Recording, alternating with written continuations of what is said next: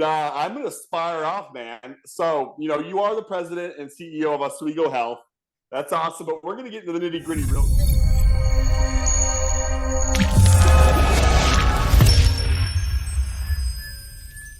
Got my All whistle right. now. Michael, are you ready? I am ready. All right, Ty, you ready? Who knows, man? Let's party. Timeout. Tyler, who are we taking a timeout with today? Ladies and gentlemen, children of all ages, we have Michael Backus, the president and CEO of Oswego Health. Michael, thank you for joining me and Kevin on Timeout with Leaders right now. I think we're on episode 101 or something like that. Glad to have you, man. And I'm going to fire off, man. So, you are the president and CEO of Oswego Health. That's awesome, but we're going to get into the nitty gritty real quick, Mike. So the NBA, the Players Association, they seem to come out with rules every year to kind of toggle back and forth. What would Mike Backus change about the NBA rules today to make the sport more enjoyable to watch, even though I already love it? What are you changing? Well, first of all, Kevin and Tyler, it's an honor to be here on your program. 101 episodes in. I mean, what? I think that's a total lie, Mike. That's my goodness. lie, 97, 101. In any regard. No, so, so sports have been a part of my life forever. I grew up playing competitively. Love it. And certainly watches far too much of that. I think my wife would admit that. But, my kids are into it now. So I get to say, yes, kids are into it. NBA, the biggest thing I wish we had, I'm sure you're going to get into this, and that's why the whistles and the timeout come out. At the end of the day, I am a high school basketball official, and I emphasize that high school basketball because that's really where my love for the sport is. I just wish the rules were consistent at the end of the day. Forget what's going on in the NBA, high school, college, consistency. Because at the end of the day, you've got kids especially that are trying to learn the game. That's where I love. That's why I am an official. I love watching kids get better every single day, and you see that happen in youth sports. They get to watch the NBA games, and they get to watch them take 4 or 5 steps through the. Come on, I just want it to be consistent. And I have 2 really good friends that actually are members of Board 38 in Syracuse that are now doing NBA DL work, and they're now really starting to move their way up and potentially, hopefully, get to do some NBA games. I think that's definitely the expectation, is that hopefully some consistency starts coming in there. And I think it's an interesting, conversation to see what we can do in youth sports to maybe have that be the mirror a little bit. I know that that's not always the passion there, though, that the NBA may have down the road. But anyway, that would be, if I had get the ability, rid of the music during the game. That's what drives me nuts. The music during the game is just I've had it with that music during the game. And I have to admit that does find its way into the high school games. I had a game in Syracuse last year, and it was senior night, and everybody was having a great time, and we let a lot go, but when that band, the DJ, started spinning it up there in the middle of free throws for the other team, I kind of had to go, boop, boop, let's just slow down for a minute. And How many more threes, Mike, have you seen chucked up since the likes of Curry and the Too many is the answer. Do you have any comparison over the years? Not nearly enough go in. Steph Curry and those guys are amazing. So I grew up playing on a team where I had to play point center. So I would do the jump ball, and then I'd have to bring it up. So going into the paint wasn't always my preference. I would stand on the perimeter and fire it. But, thankfully, I think that's gotten a little bit better. The thing I will say is I think there is some better mechanics, and you watch what I was lucky enough to go to Denver, and I saw the Jazz play, I saw the Nuggets play out there. And you see what some of those guys are doing at 7 foot. What Joker's doing is amazing, and they're fundamental players. And I think you do see some of that come down through youth ranks too. So it's interesting, but that's a fun part of my background that I appreciate you asking about, because I think there's an awful lot there, and the whistles. Blowing the whistle sometimes. You got to do that in healthcare too, and say, all right, let's just take a pause for a minute. Let's understand our policies and procedures. Hold up. I haven't had to get into any technical fouls, thankfully, but, sometimes you got to do that in healthcare too. Yeah.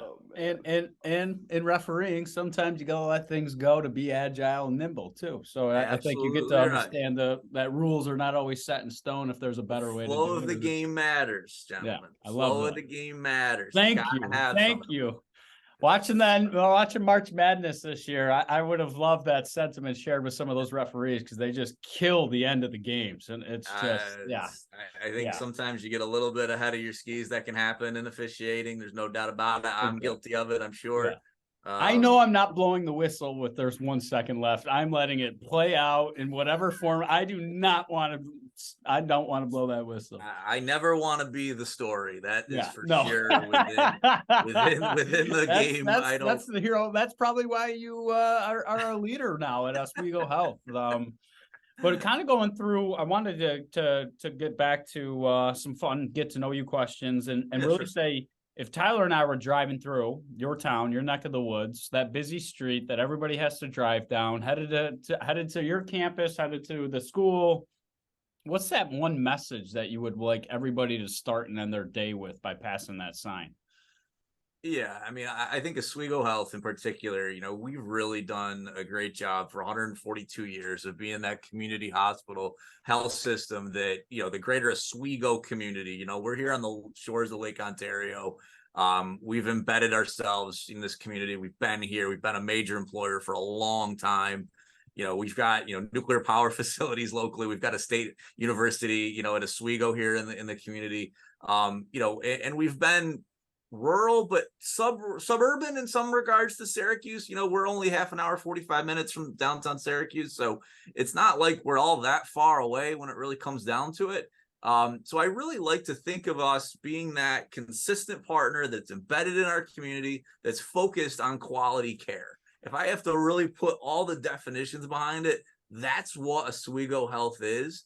And that's part of why I agreed to jump into the health system. I was on the board. I'm sure we'll get into some of that bio in a little bit, but I was on the board. I was looking at it. We had a couple of really good leaders here, but they weren't here. They were not going to be here for the long term. My predecessor kind of came in and he was from a much larger system in Pennsylvania. He's kind of at an end of career position. Wanted to retire, and we got in a spot where we needed somebody local. And I think localism does matter in healthcare. You want to have that confidence that that's the health system that Mike Backus goes to. Not that Mike Backus is special, but, I went to high school with a lot of these people. I went to college with a lot of these folks. I mean, I've been part of that. So you're so local that your family owns the newspaper. That's I mean, come on. Yeah. You used to write in it, for Christ's sake. So that's pretty awesome. Yeah. And, I to even get even more unique, and you ask about driving down the road, this hospital, was there for me when I was a baby. I wasn't born here. I'll admit that. I was born at Krause down in Syracuse, but I'm sorry, I was born at Community General, not Krause. My kid, another child was born at Krause, but I was born at Community General. But this hospital, when I had an allergic reaction as a baby, my parents whipped that car around, and I don't know if I was even in a car seat back then, but whatever, whipped that car around and brought me back to our ED, and this hospital literally saved my life. Wow. That happened more than once, sadly. And I was the kid that sprained his ankle and had to come in here. I played a lot of sports we've already talked about. This hospital was there for me. And, I think that's a story that needs to be told more. And I think we're doing a good job of that. And we're the entity that's there to help take care of these folks, and it's just an honor to lead the system in that regard and have that. It sounds like you're echoing that same sentiment, that same personal story, which is kind of this like changing of the guard is what you're saying in leadership. But that's the same story that I assume that a lot of your employees want to hear too, because it seems like it's a community health system. They all have common stories or sentiments and things like that. So what do you what quote are you putting on this billboard that we're talking about? You personally, you as a man, father, skip the CEO seat. What's your quote that you want everybody to drive by? Yeah, I think Oswego Health does a good job of being inclusive. I think that's the word I go back to at the end of the day, is that, we work with everybody locally. We say we want to be that place, whether it's, the sports teams locally in their community, whether it's your family's needs, if it's folks that need longer term care. We're a true health system. We have a skilled nursing facility as part of our health system, and that whole continuity of care we're there for you in any moment. And at the end of the day, we have this mantra that we created and branded a bit this year called "We Care." I think that really is the emphasis, and that is really at the end of the day, our motto. So if I had to hang a shingle that had a quote on it, it would be just that simple. We care, period, end of sentence. Come to us and we'll help navigate whatever that challenge may be. Yeah. Basically, if you take care of the community is going to take care of you. So that's who we've been for 142 years, 143 years now. And that's what we're going to continue to be going forward. And I think it's also the benefit of being an independent hospital health system. Yeah. I report to our board of directors. Our board of directors is a community board. We're not a for-profit system. We're a not-for-profit system. And, we're able to really make good decisions very quickly. I think that's a huge benefit right now in healthcare. Oh, big time. Yeah. Because I think a lot of the other ones are so big that it's like steering the Titanic into the Erie Canal sometimes. They see what it's hard to do. And we work with those larger systems. There's certain things we're not going to do here at Oswego Health, but we can help make those good connections. And that's why we focus on primary care in particular. Folks to make sure they have their doc and they can say, hey, this is what's needed. And that doc can give you that counsel. A lot of times it starts there, and then we help navigate you through the system. And certainly we have great specialty care, orthopedics, GI. We do a lot of great things, but sometimes you need that higher level, and that's okay. And we'll work with folks on that. And we have those good partnerships to have that ability, and that they're all local. And at the end of the day, you have that connection to us. We get you started, we'll get you that connections, and we'll build from there. That's a great way to build community medicine. Oh, yeah, and that gets back to you. We care. I mean, at the end of the day, it's patient outcomes and it's health. So it's not a profits. And how do we keep them within our system? How can we stretch an expertise a little bit further? I think that's really where you guys shine. I mean, because at the end of the day, you just want that person to be healthy and feel safe. So that's exactly right. And it's really that emphasis too on quality. At the end of the day, we have some physicians here that are really dedicated to their patients, and sometimes they look at that and they say, what can I do differently to say, hey, I need this alternative method, I need this other thing, and we can bring that to you. Oswego Health went out there and we redesigned our medical surgical floors during COVID, and we somehow pulled that off at some of the most difficult times to do it. You walk through our 3rd and 4th floor med surg beds, and they are as state of the art in any healthcare facility. I don't care where you are. I heard it's like staying at the Ritz. Jamie was telling us. Yeah. It's at times, harder to get folks to leave, but that's okay. That's all right. But they're really great for families. And, sometimes you have to have hard conversations, and having that in a private single room, that is so helpful, and that drives quality. And that's what, again, creates that connectivity to this community. Because again, it's a small city at the end of the day, Oswego, and it's a small community. Everybody knows each other. Sometimes you don't want that. You want to have that understanding that this is my personal health mission. This is what I'm working on. And, I think that's a really important thing that we've leaned into and done a really good job. Our hospitalist team is as talented as it's ever been. Dr. Nick Ranieri is our director now of our hospitalist team, and he is a local guy. He's committed. He's young. He's upstate trained. He's as good a guy as you're ever going to find in healthcare. Built a really good team around it, and I think you see that reverberate throughout the entire healthcare system. It's a great place to build from. Let's put it that way. That's awesome. Yeah. Well, man, Mike, I hear that oomph in your voice, man. It's like shining through like a bright light, and I wanted to know where it comes from. So before Oswego Health, before you were a CEO, before Lemoyne College, who was Mike Backus? Like, where did this foundation come from, and how was it built? Yeah, I've been a competitor my whole life. That's for sure a big part of my background. Grew up playing sports. My family owned some businesses, and we recently sold those. But I grew up having to really scrap for it. And my first job was at our family newspaper, and it wasn't just writing, it was actually cleaning inkwells. I think that was at least a little bit of a joke from our pressmen, if I have to be honest, going back to when I was like 14, something like that. But yeah, I mean, rolling up your sleeves, getting in there, going in at 6 a.m, hauling newspapers out. Again, and those were connections to the community that, I learned at a very young age. That were super important, and that was started with family, right? Started with that newspaper background, and then getting through college and going on and doing the academic pursuits, and then working through the rest of the resume if we want.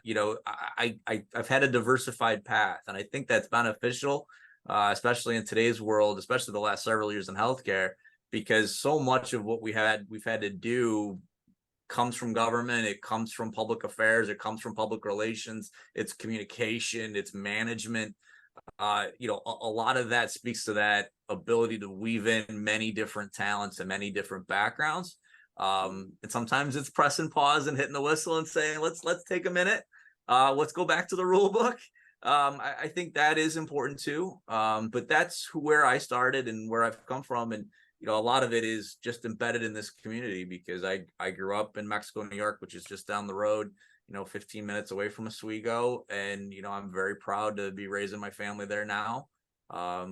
You know, it's a really big, localism is important to me. And I think our hospital system, we reflect that. And so many of my friends from high school and college and, you know, just family friends, you know, have been through this facility, either as a patient, as a caregiver, as a family member, now running it myself, taking that responsibility. That's the greatest honor I possibly can have. Man, that's awesome. And how do you I don't want to say deal with it, but how do you cope? or you know, I got two questions in one, I guess. Like, okay, yeah. So you got a lot of responsibility. Sure. I guess just plain and simple, how do you deal with it? And for me, how do you turn it off? Like, there's got to be always something to do. There's always something to do. There's always an email that's going to pop. There's always a phone call. There's always somebody that needs something, and that's okay. The best thing I possibly can answer that question, way I can answer that question is, I have focused from day one when I got here as COO and EVP on the team at the end of the day. And I am blessed with one of the best leadership teams, I think, in healthcare in Central New York in particular. They're talented individuals. A lot of them are very local. They're from upstate at least, or they're from this region. And they understand the need for that community-based medicine. They like being independent as a system. But, you know, we have some unbelievably talented people here. You know, our chief nursing officer is very local. Our CFO is very local. You know, our leadership team, we're all very local, committed, embedded people in this community. So they have that same mechanism. So if I need to turn it off for a couple hours and, you know, maybe get a little bit of sleep, I've got confidence that those people have my back and vice versa. And I think we really have done a good job of replicating that.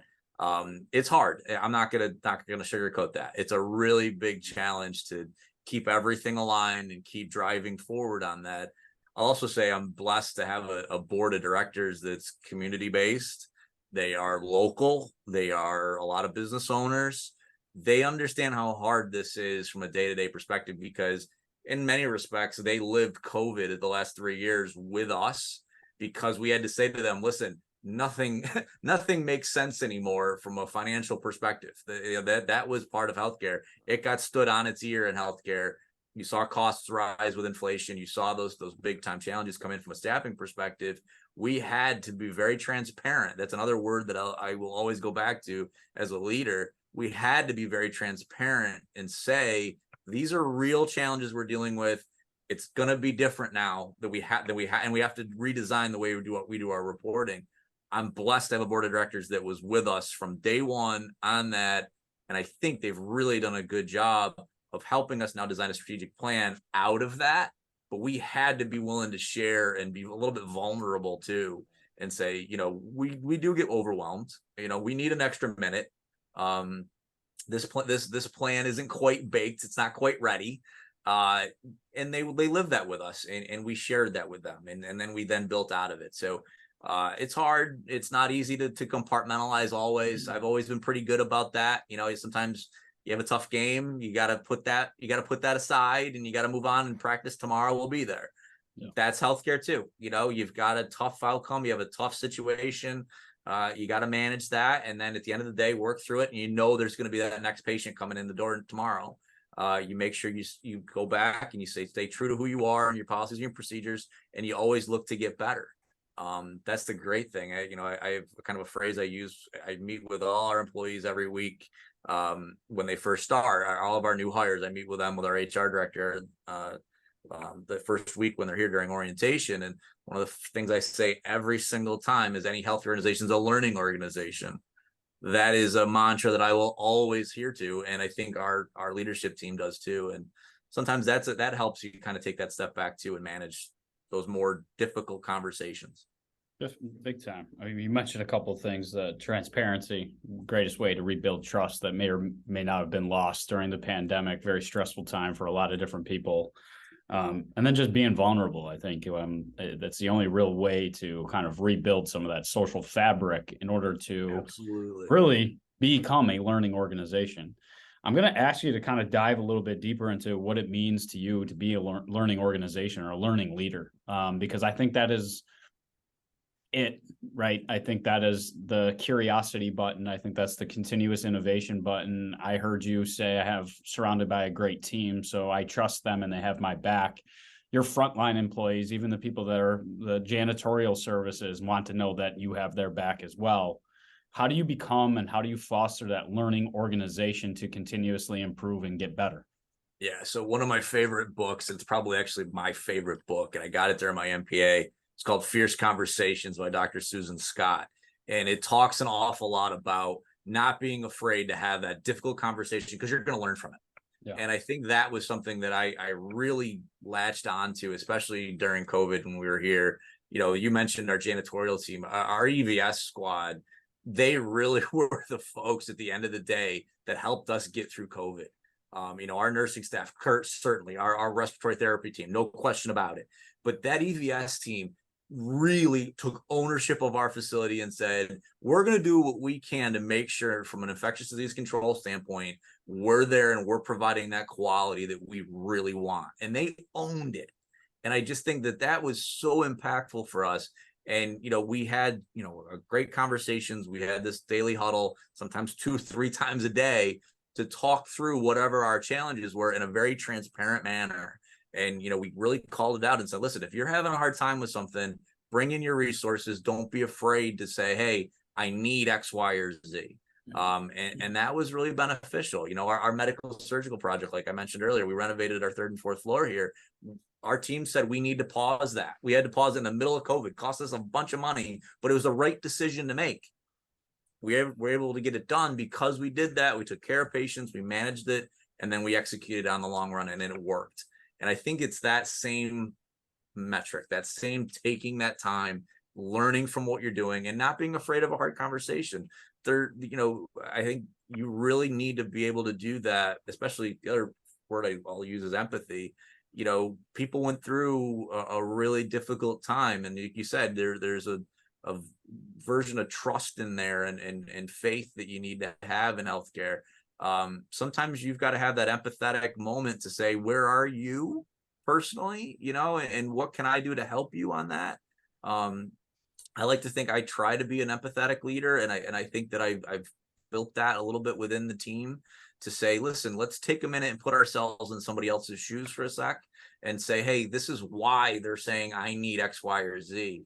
You know, and again, as an independent health system, typically, if it's a good idea and it fits within what we're trying to achieve and do, we can execute it pretty quickly. Yeah. I think that's been the way we've built out of that. And I think I heard the magic words is they took ownership of that. You weren't telling them what to do. And I think creating that environment is a challenge in and of itself, because you entrust the people closest to the problems for the answers to the solutions. And I wouldn't say that that's a common theme across leadership and management. Yeah, but you have to be open. Listening. I mean, yeah, you got to be open to it. I mean, I think if you're not listening to your team, you're going to lose your team. And at the end of the day, that is a truism I will always hold on to. Yeah. How do you create that trusting relationship? Like, do you find you being transparent? Because being through that process, you were kind of showing the challenges, but you presenting the challenges then allowed your team to probably organize and understand how individually they could help solve that particular challenge. Did you find that? Yeah, I think so. I think that, you know, another way to kind of look at it, I guess, is to say, you know, we spent an awful lot of time taking our time really looking at the overall problem we were trying to solve for. You know, COVID, let's just talk about that for 2 seconds. COVID didn't hit upstate New York as fast as it did in New York City, but we had to prepare for it as if it was coming because we knew someday it was. And that was a really strange time for us, but we listened to each other during that time frame, and we said, all right, here's what we have in place, and it helped us prepare for that eventual reality that did hit us at the end of 2020, all of 2021, a good chunk of 2022. And it helped us as the vaccine came out, and as you found therapies, you found in a way for us to be able to say, okay, this is why now we're taking these steps to build out of it. And I think it came down to, you know, I another phrase I've used is, you know, 2 ears and 1 mouth. Use them in proportion. Yeah. I try to listen twice as much as I talk, and sometimes I think that drives people a little bit crazy because I'm the leader, right? I'm the president, CEO. Mike, tell me what needs to happen. I can do that, but I'd rather have you create that buy-in with me, because what you share is what I'm going to need to say, and then I'm going to hear the reverberation out of that. It's going to actually be the work product. That's actually going to be the quality metric that we really build out. That's to me the best way you can lead. And whoever came up with that phrase, you know, ears in 1 mouth, use them in proportion. I'm going to hold on to that forever. Oh yeah. But I love what you have to say. If you're not listening, then you don't really understand their preferred ways to be communicated with, or to limiting your ability to explain that why, right? So then they don't have any understanding, and then they're not listening. So I think you doing that is really how you're continuing to improve that process or experience. Yeah, Kevin, the other part too is that, especially in healthcare, and I certainly have learned this, or continuously will learn this. You got a lot of people here that are super talented, that know their jobs, and they're the ones seeing the patient, right? So they know in large respects exactly what they need to do. Maybe they need the resource, maybe they need another piece of equipment, maybe they need something else to help manage that. I have to listen to that, and I need them. That's an important thing in healthcare. You know, and making sure that they have the tools they need, the teammates to do it with, and then the work-life balance to actually work their way through that. That's really what it comes down to my job. And I think that is something that we have to just continuously say over and over again. And we have to really bake that into the leadership culture that we have. I like to think we're doing that at Oswego Health. And I think that it's something that's perpetual at the end of the day. Having that faith and trust, and making sure, listen, I hired you to be able to manage that and do this, and have that faith, but then have that faith to say, hey, listen, if there's something you do need out of that, let me know. That's a great culture to build off of. Big time. Because that's the collaborative environment that most people, that's where we feel valued, that we belong, that we can actually positively impact and have change. And when we see a problem, and frankly, if those environments don't exist, people find workarounds, and they become bigger issues. Yeah, well, man, Mike, I think you got it down, brother. I don't know. I love it, man. And you mentioned Susan Scott earlier, I think, the author to what was it, Fierce Conversations. Who can you give Kevin and I a few other leaders that you look up to, that you learn from? Oh, that's tough. Absolutely. So I think everybody in their own way is a leader at the end of the day. I will always come back to that. I think everybody, depends on what you're doing or what you're working on, is a leader. I'll name one person in particular here, local, and then I'll take a larger viewpoint. You know, our local mayor here, Billy Barlow, he's now part of our system. I hired him here recently, but he's a young guy, came back to Oswego. He's from here, went to college out west, came back, got into politics, ran for office, and in the last 8 years, he has transformed the port city of Oswego, you know, in a remarkable way. And, you know, he was able to secure a grant, $10 million, that I think then replicated times 4. I mean, you've seen almost $40 million, I think, dollars of investment in the city of Oswego. And it took a younger guy, it took a younger person who didn't necessarily have local ties. And I mean, his family's in business, you know, and it had somebody just kind of say, I'm going to do this because it's a good idea and it needs to be done. And I really looked to him, and he's become a great friend and a great resource, and I'm thrilled he joined the health system, because he's helping us do some of that same development and thought process now in the healthcare system. You know, it took somebody like that for the city municipally to take that big leap forward, because Oswego, has gone through a lot of change over the last many years, previously to Billy, and some of it not so great. And now we've started to really take that support. We have a downtown. You've got apartment buildings that are now market rate, that you have actually physicians living in. You didn't have that 8 years ago. You've got some really good cores. You got a splash park that just opened. You've got a water park that just opened. I mean, there's some really unique things here locally happening that are really cool. And again, it goes back to that creating that work-life balance as an employer. You didn't always have that here in Oswego, because you go, I got to go to the bigger city to have access to these things. Now you've got some of that here locally. That took leadership. So I think locally, that's one person that certainly I look up to. I think he's done a great job. And then, more globally, I'm trying to think of a person in particular, but I spend a lot of time, I'll name one. I think that it's hard for healthcare leaders sometimes to say, I need help. And I've been very lucky. Dr. Bob Corona at Upstate Medical in Syracuse, he's been somebody I've been able to call and say, hey, can you help me work through this? Help me think differently about what's going on. And he's somebody that I think has that ability to kind of have a lot of years of experience in it. He's worked the level 1 trauma center. He's been a great partner for us locally. I've been able to really benefit from having that relationship. And, he encouraged me, and our health system encouraged me to do a leadership fellowship with the American Hospital Association, their next gen leader fellowship program. And I'm completing that this year. Having that ability to lean in and kind of say, all right, and then look across the entire country and have other young folks that, are going through and are in leadership positions that are trying to build out and build healthcare systems focused on patients.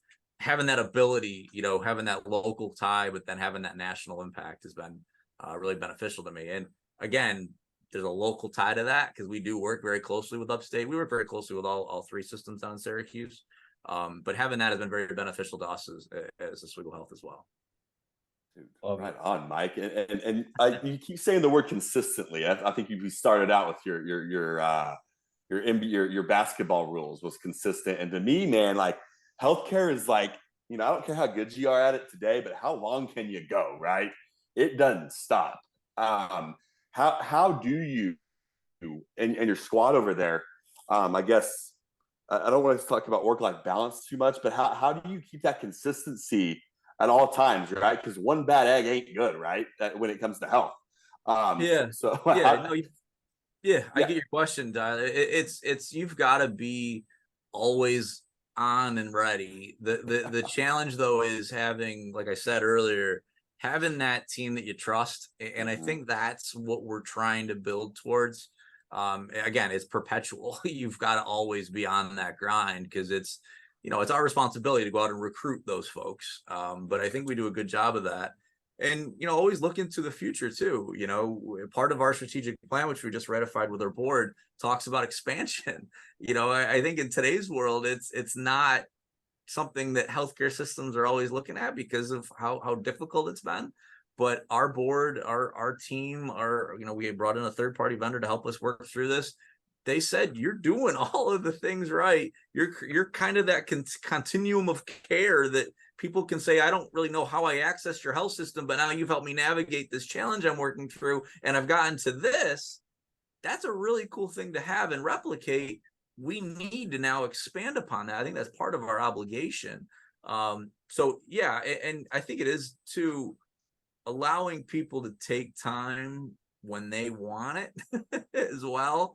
I'm not a butts and chairs kind of guy. At the end of the day, I have great faith, especially, in our team here, that they know what needs to be done. If that means that they need to get done on this hour or that hour because it works, and you need to take, the afternoon to go do something because you haven't been home all last week, that's fine. I'm not a stickler about that. We've tried to make it out. I mean, obviously, you need to be in person in large respects in healthcare to see that patient in front of you. We do telehealth and all of that as well, of course. But so much of it is personally in interactions. Where we can, though, we'll allow a little bit of work from home as needed and try to be flexible. We have a lot of young leaders within our health system that have young families. I have young kids. I value that time at home, and a lot of that is how you help compartmentalize your day, to say, you know what, I'm going to watch my son's Little League game today, and I'm going to be there. I'm going to watch this for 3 hours. I'll answer emails at 7, 8 o'clock, 9 o'clock, whatever it takes to make sure you keep moving. But you got to have that ability. And I think I try to replicate that from a leadership perspective. I try to do that myself. It's not easy. I will tell that. I will say that, it's one of the reasons why burnout is a real high thing, and it's a real problem in healthcare, because you do have to always be on. But I think that's why you build out those teammates, and you build out those mechanisms to say, what are those tools that those teammates need in order to be successful? And hopefully some of that creates that work-life balance that a lot of people, most people really want. And we work very hard to provide that. Yeah. And I think you living out what you're asking, when you're saying work-life balance, you taking that time obviously shows that it's okay. And I think that top-down approach, I mean, we preach it, but sometimes we see the people that are working the hardest, staying the latest, are the ones getting the pats on the back. So subliminally, we're telling us we prefer you not to have a work-life balance, even though we know that's what you want. And I heard you say a couple things. You mentioned the mayor over 8 years. You mentioned almost his ability to entirely change a situation from, it sounds like breaking the confines of old practices or habits. Yeah. And undoubtedly, I'm sure you had to do similar things. But what I heard from both the story that you shared and kind of your own reflection is that you're willing to step outside the box when you know it's towards that common goal that everybody's looking to achieve. You've said local 1,000 times probably, and you've said community 1,000 times. And those are two things that are nearest and dearest to Tyler and I's heart. Because when I'm in the business community, I say, don't you want the community around your business where we work and live to thrive as well? Because when that's thriving, your business is going to thrive. And I wouldn't say it's always as transparent for most leaders to see how they can contribute, where they can contribute, and all their overall impact on the community's health. You see that very clearly. How do you continue to share that message internally? Because that's probably the motivational beating drum that you share internally, that we're a community, we're supporting our community.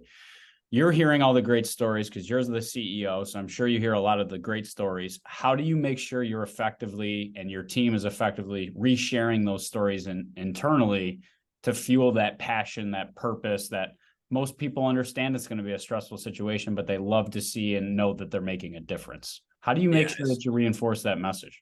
Yeah, so certainly we have the internal, mechanisms. We do the master broadcast to the health system to email it out. Not everybody's in front of their computers to see that on a regular basis, providing care on the floor. So we also do these eye care messages and these eye care awards where we go out on in the floor, we go out wherever the employee is. And often that's tied to a testimonial from a patient or a family that somebody went above and beyond and provided care that was extraordinary. And we take the department lead, we take the manager, we take the leadership team member, we take, our whole squad. If we can bring everybody from leadership down, celebrate with them, read it out. They get balloons that they must carry, with them all day. That's one of my favorite jokes. Thank you. It's awful to say that. There's your Michael Scott moment right there. Yeah, there's my Michael Scott moment. Exactly right. That's exactly right. But we do all that. They get a gift card, they get a preferred parking spot. I think, there's a bunch of stuff to it. It's a really nice way to say to folks, hey, you did something that really impacted somebody in a really unique way. And it's not always, it's typically an employee, but we had a recognition not terribly long ago. We have a partnership with a local community benefit organization that drives a shuttle. And, this gentleman took a patient of ours and family members, and he really went above and beyond what was needed. And the family member wrote in a beautiful note card and commentary and said, you cared for my loved one as if this person was a member of your own family. And, we brought that community benefit organization in, we celebrated him in our lobby, we recognized him, and it was, there was a lot of tears at that moment. It was really a very touching moment. somebody that you don't always interact with, you don't always see. But for me, that's the guy that I always give a fist bump to whenever I see him down the lobby. It's the guy that I always just kind of check in with. And that goes through the rest of the system. And you do that. And, we also try to celebrate all of our folks, when they have milestones. We do a newsletter, we recognize them. I like to write handwritten notes. I'm old school like that. Yeah, baby. Sometimes I think some people can't always read my handwriting, but that's all right. Then they call and have a conversation. We get to talk. It's great. You work with doctors. They've rubbed it off. Yeah, that's what you can there's, say. There's the doctor handwriting joke. But Mike, I know I'm not your publicist, but that sounds like the quote I would put in downtown Oswego, that they care as much about my family as if they were a member of my family. So I'm not your publicist, but maybe that's a quote that I would share, because I think that spells out what we care truly means. And without a doubt, I think that's smart, and maybe we've come to that here, Kevin. Well done. Yeah, I love it though. But I think it's that level that really matters, and again, that's a community tie, right? Big time. And that's where you make local and community real, right? And I think making that real for your nurses, for the environmental and health side of the business, everybody has to do their part in order to achieve that outcome that we all see. Yep. But and we travel, Oswego Health, we have 17 different locations spread throughout all of the county. So, sometimes we go to some of the lab draw sites, we go to the other facilities, the urgent cares, to say to those people, hey, this is what you did.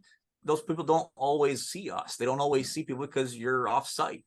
So we really try to make sure we go to where those folks are, celebrate what they're doing, and say, hey, you made somebody's day today. Yeah. Which is huge. Everybody's a leader. That's another one, right? I got like 6 of them, man. You have some awesome words that carry some weight, man. I hope so. Yeah, and I wanted to chime in real quick. Just I don't know if this is personal or if it's I see it a lot in others, but do you think there's a fear of always being on? You know what I mean? Let me answer that, Tyler, in my own unique way. So Facebook, let me be that person. So okay. I go back. This is my age. I'm old enough to know Facebook when you had to have a .edu email address, right? Yeah. Facebook and this original platform had this little section. I think it talk about you, and it's and I think there's like limited amount of characters in it, and it said, what do you? And it said, I like to work a lot. That was my entire answer. So for me, I've always been somebody that, I went from, working with my family, I went to practice.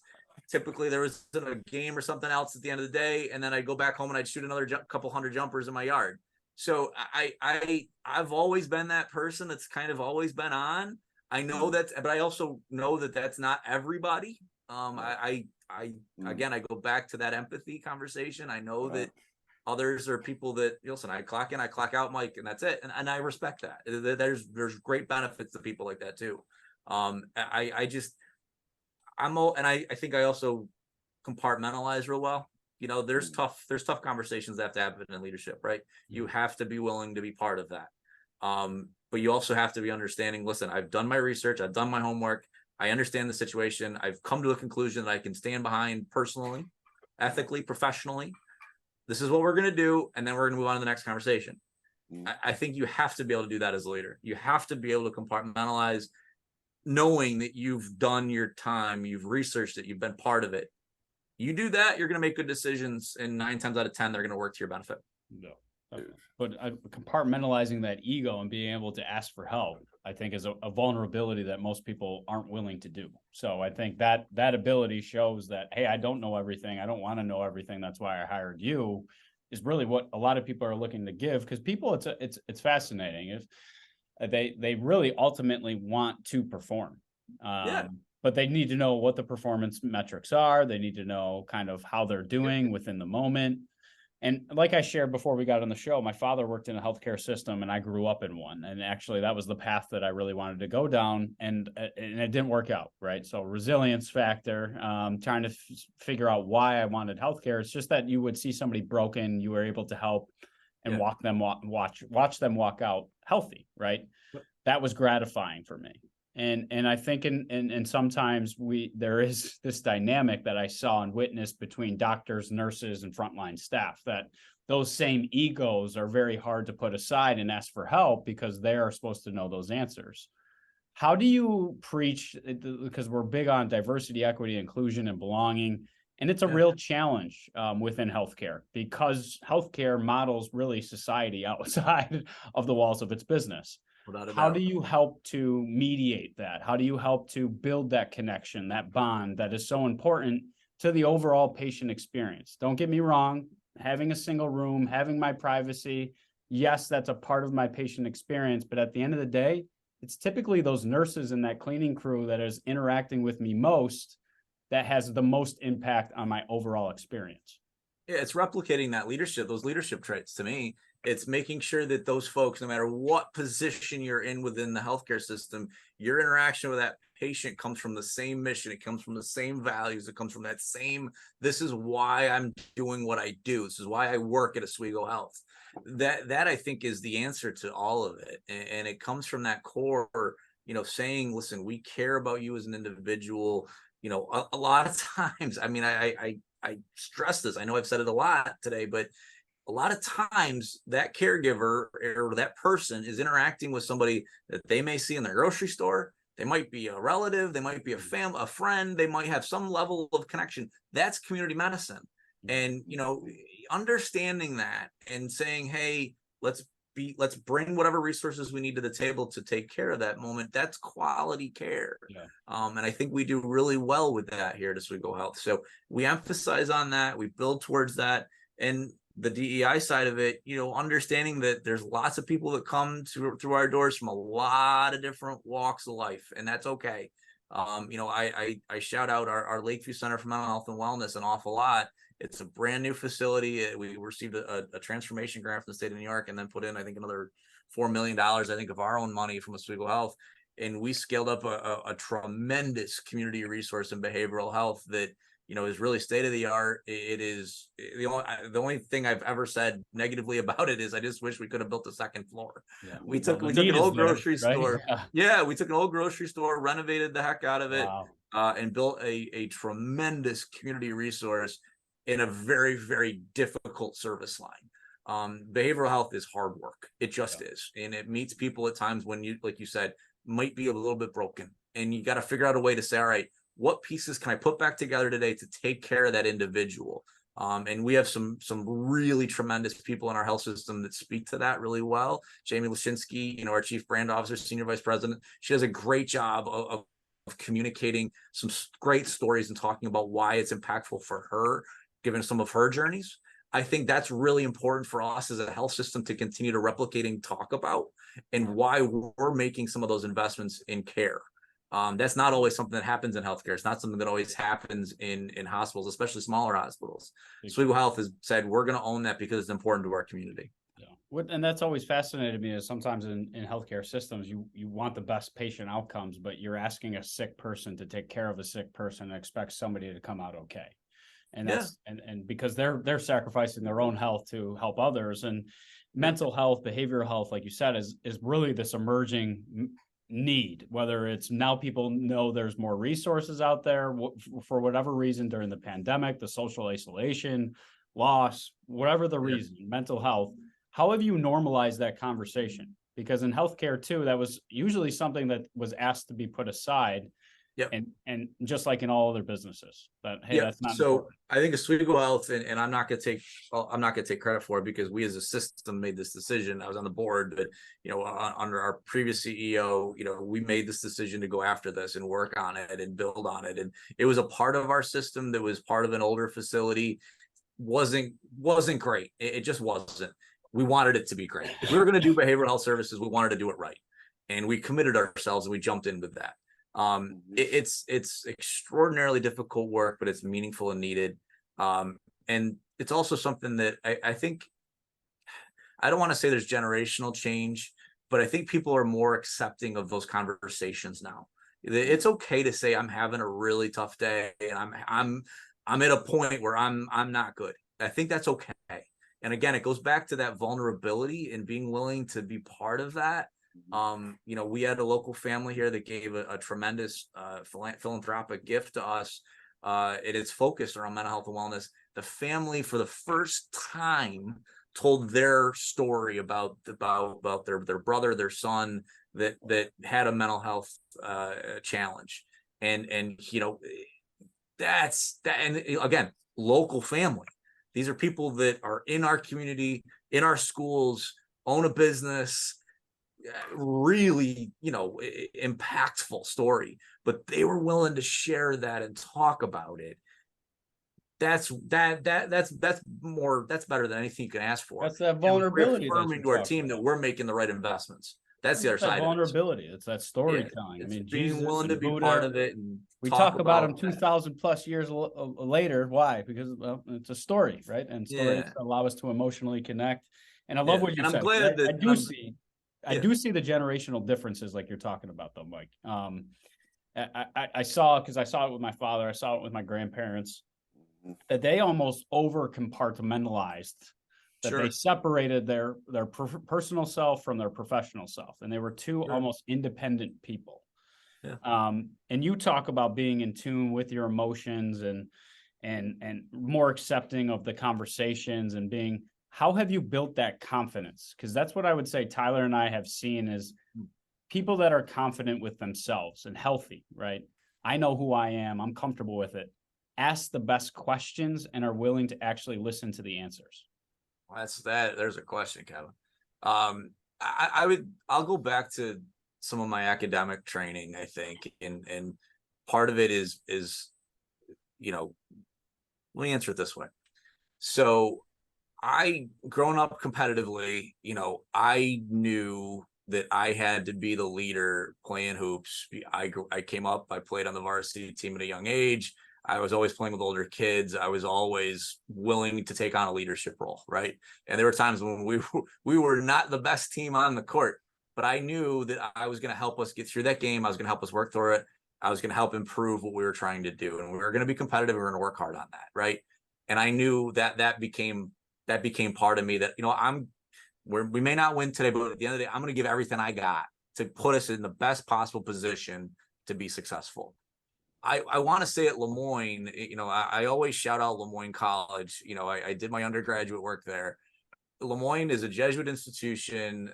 Full disclosure, I'm on the board of regents now there. You know, Lemoyne does a great job of educating the whole person. That's part of their Jesuit philosophy. And I definitely grew as an individual in that space in the 4 years that I spent on that campus. You know, I worked my tail off. I worked 3 jobs. You know, I drove the shuttle, we'll call it that, on this esteemed show. It's not always referred to that locally, and I think the drunk bus. Anyone that's ever been on a college campus knows that that's the unofficial title. But as a Lemoyne region, I won't call it that. Thank you, President Linda Lemira. Please recognize I didn't say that. But it's really. But I learned so much through that process, and I grew as an individual and another person. You know, you asked about a leader that I look up to. Antonio Reynoso. Antonio Reynoso is the Brooklyn Borough president. He's the president of Brooklyn. Pretty cool title, y'all. Yeah. So Antonio Reynoso is a classmate of mine from Lemoyne College. I never would have met Antonio if I had not been at Lemoyne.